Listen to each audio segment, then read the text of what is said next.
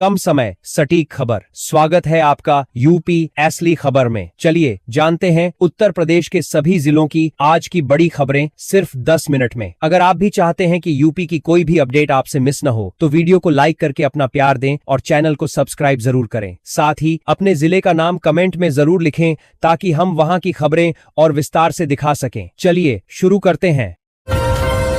उत्तर प्रदेश के करोड़ों किसानों के लिए प्रधानमंत्री किसान सम्मान निधि योजना को लेकर एक अत्यंत महत्वपूर्ण सूचना जारी की गई है। राज्य सरकार ने 22वीं किस्त का लाभ सीधे बैंक खातों में प्राप्त करने के लिए ई-केवाईसी प्रक्रिया को पूरा करने की अंतिम तिथि घोषित कर दी है। जिन किसानों ने अभी तक अपनी जानकारी पोर्टल पर अपडेट नहीं की है, उन्हें अपनी अगली किस्त सुरक्षित करने के लिए जल्द से जल्द नजदीकी जन सेवा केंद्र जाना होगा। उत्तर प्रदेश में राशन कार्ड धारकों के लिए डिजिटल व्यवस्था को और अधिक पारदर्शी बनाने की प्रक्रिया तेज कर दी गई है। अब नए राशन कार्ड के लिए आवेदन करने वालों के साथ साथ पुराने कार्ड धारकों को भी परिवार के सभी सदस्यों का ई-केवाईसी करवाना अनिवार्य होगा। इस पहल का मुख्य उद्देश्य अपात्र लोगों को सूची से बाहर करना और जरूरतमंद परिवारों को समय पर राशन और अन्य सरकारी सुविधाओं का लाभ सुनिश्चित करवाना है। मुख्यमंत्री योगी आदित्यनाथ के मिशन रोजगार के तहत उत्तर प्रदेश पुलिस और विभिन्न अन्य सरकारी विभागों में लगभग 83,000 से अधिक रिक्त पदों पर भर्ती प्रक्रिया शुरू करने के निर्देश दिए गए हैं। इस बार परीक्षा प्रणाली में पारदर्शिता लाने के लिए कई आधुनिक तकनीकी बदलाव किए गए हैं। सरकार का लक्ष्य है कि युवाओं को पूरी तरह निष्पक्ष और योग्यता के आधार पर रोजगार के अवसर प्रदान किए जाएं, जिससे प्रदेश का विकास और तेज हो।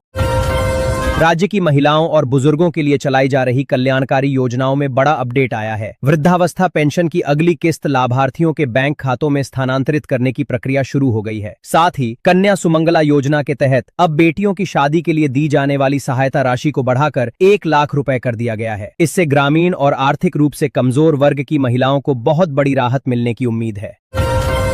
उत्तर प्रदेश के प्रमुख शहरों में आज सोने और चांदी की कीमतों में स्थिरता देखी जा रही है। राजधानी लखनऊ और कानपुर के सराफा बाजारों में आज 24 कैरेट सोने का भाव लगभग 1,57,860 रुपए प्रति 10 ग्राम दर्ज किया गया है। वहीं चांदी की कीमत भी 3 लाख रुपए प्रति किलोग्राम के आसपास बनी हुई है। वैश्विक बाजार के उतार चढ़ाव और घरेलू मांग के कारण इन कीमती धातुओं के भाव ऊंचे बने हुए हैं।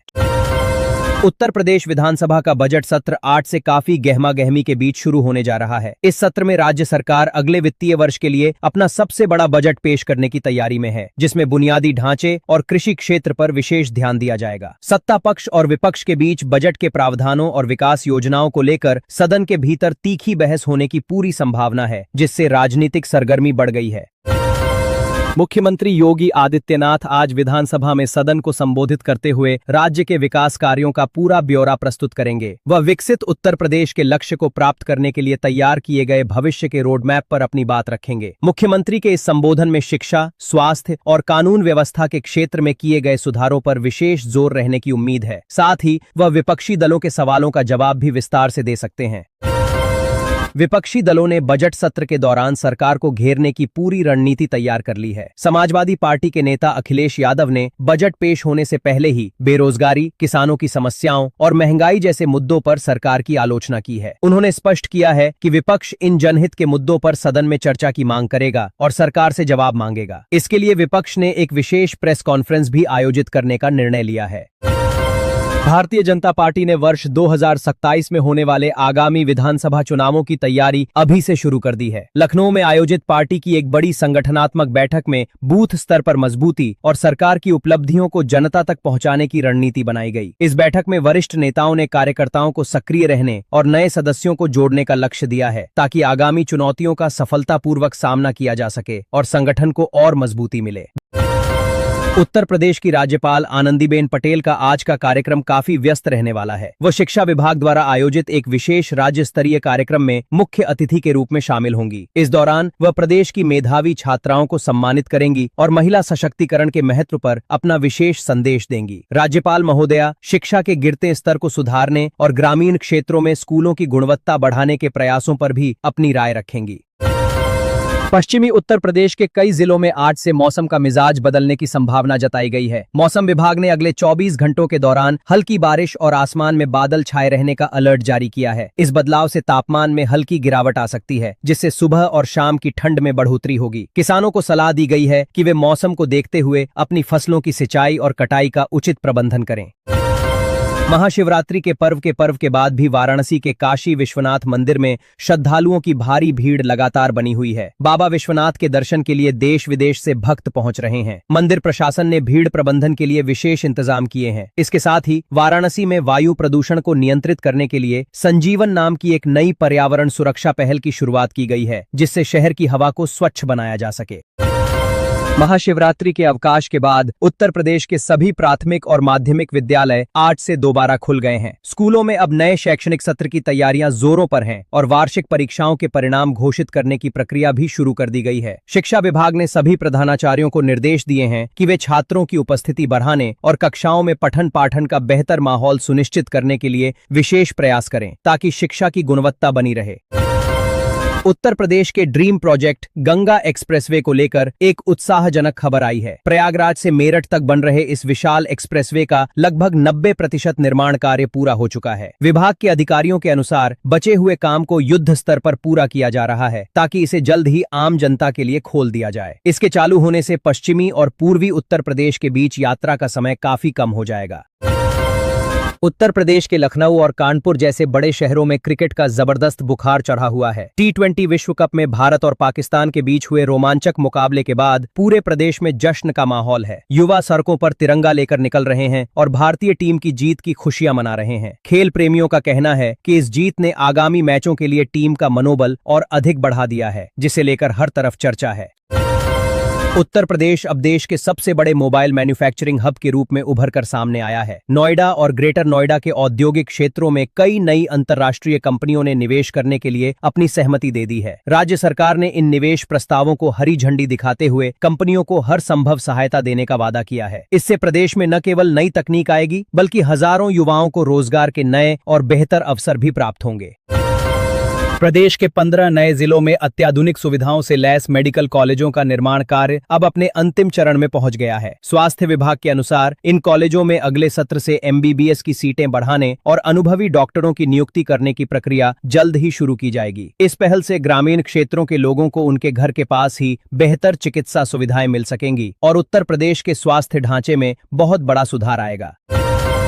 उत्तर प्रदेश के किसानों को आर्थिक बोझ से राहत देने के लिए सरकार ने मुफ्त बिजली योजना को धरातल पर उतारने की तैयारी पूरी कर ली है। बजट में इसके लिए विशेष प्रावधान किए गए हैं और बिजली विभाग को निर्देश दिए गए हैं कि वे पात्र किसानों की सूची तैयार कर उन्हें इस सुविधा का लाभ पहुंचाएं। इस कदम से कृषि लागत में कमी आएगी और किसानों की आय बढ़ाने में मदद मिलेगी, जिससे ग्रामीण अर्थव्यवस्था को एक नई दिशा प्राप्त होगी। अयोध्या में भगवान श्री राम के भव्य मंदिर में दर्शन के लिए श्रद्धालुओं की भारी भीड़ उमड़ रही है। भीड़ को सुव्यवस्थित ढंग से संभालने के लिए प्रशासन ने एक नया और आधुनिक मोबाइल एप्लीकेशन लॉन्च किया है। इस ऐप के माध्यम से श्रद्धालु दर्शन का समय, कतार की स्थिति और अन्य महत्वपूर्ण जानकारियां घर बैठे प्राप्त कर सकेंगे। इससे विदेशी पर्यटकों और दूर दराज से आने वाले लोगों को सुगम और सुरक्षित दर्शन की सुविधा आसानी से मिल पाएगी। लखनऊ मेट्रो के दूसरे चरण के विस्तार को लेकर किया जा रहा सर्वेक्षण कार्य अब सफलतापूर्वक पूरा हो गया है। नई योजना के तहत चारबाग से लेकर वसंत कुंज तक के रूट पर मेट्रो दौड़ाने की तैयारी है। इसके लिए विस्तृत परियोजना रिपोर्ट तैयार कर शासन को भेज दी गई है और जल्द ही निर्माण कार्य शुरू होने की उम्मीद है। इस विस्तार से शहर के एक बड़े हिस्से को जाम से मुक्ति मिलेगी और लोगों का सफर काफी आसान होगा। स्वच्छ भारत मिशन के दूसरे चरण के अंतर्गत उत्तर प्रदेश के 10 प्रमुख शहरों को जीरो वेस्ट सिटी बनाने का महत्वपूर्ण लक्ष्य निर्धारित किया गया है। नगर विकास विभाग ने इन शहरों में कचरा प्रबंधन और स्वच्छता के लिए नई तकनीक अपनाने के निर्देश दिए हैं। इस अभियान के तहत जनता को गीले और सूखे कचरे को अलग करने के प्रति जागरूक किया जाएगा, ताकि शहरों को पूरी तरह प्रदूषण मुक्त और सुंदर बनाया जा सके, जिससे जनजीवन बेहतर होगा। उत्तर प्रदेश माध्यमिक शिक्षा परिषद ने इस वर्ष की बोर्ड परीक्षाओं के लिए एक विशेष हेल्पलाइन नंबर जारी किया है। इस नंबर के माध्यम से छात्र और उनके अभिभावक परीक्षा से जुड़े तनाव, प्रवेश पत्र की समस्या या किसी भी अन्य विषय पर विशेषज्ञों से सलाह ले सकते हैं। परीक्षाओं के दौरान छात्रों की काउंसलिंग करने के लिए मनोवैज्ञानिकों की एक विशेष टीम भी तैनात की गई है, ताकि छात्र बिना किसी दबाव के अपनी परीक्षा दे सकें और अच्छा प्रदर्शन करें। मुख्यमंत्री के गृह जनपद गोरखपुर में अब सूचना प्रौद्योगिकी और आर्टिफिशियल इंटेलिजेंस के क्षेत्र में एक नई क्रांति आने वाली है। राज्य सरकार ने यहां एक विशेष एआई मिशन की शुरुआत की है, जिसके तहत स्थानीय युवाओं को भविष्य की नई तकनीक और कोडिंग की मुफ्त ट्रेनिंग प्रदान की जाएगी। इस पहल का मुख्य उद्देश्य उत्तर प्रदेश को देश का प्रमुख आईटी हब बनाना है, जिससे यहां के युवाओं को स्थानीय स्तर पर ही उच्च स्तरीय रोजगार मिल सके।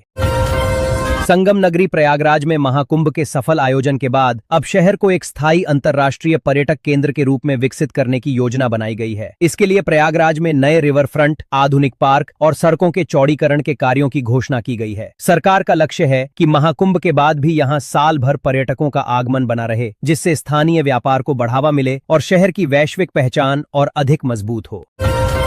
डिजिटल उत्तर प्रदेश अभियान के तहत प्रदेश की हर ग्राम पंचायत तक हाई स्पीड इंटरनेट पहुंचाने का लक्ष्य अब पूरा होने के करीब है। अब गांव के लोगों को सरकारी सेवाओं के लिए शहर जाने की जरूरत नहीं पड़ेगी, क्योंकि सभी डिजिटल सेवाएं पंचायत भवनों में ही उपलब्ध कराई जा रही हैं। इससे ग्रामीण क्षेत्रों में पारदर्शिता बढ़ेगी और लोग तकनीक के माध्यम से सरकार की विभिन्न योजनाओं का लाभ अधिक प्रभावी तरीके से उठा सकेंगे, जिससे विकास की रफ्तार तेज होगी।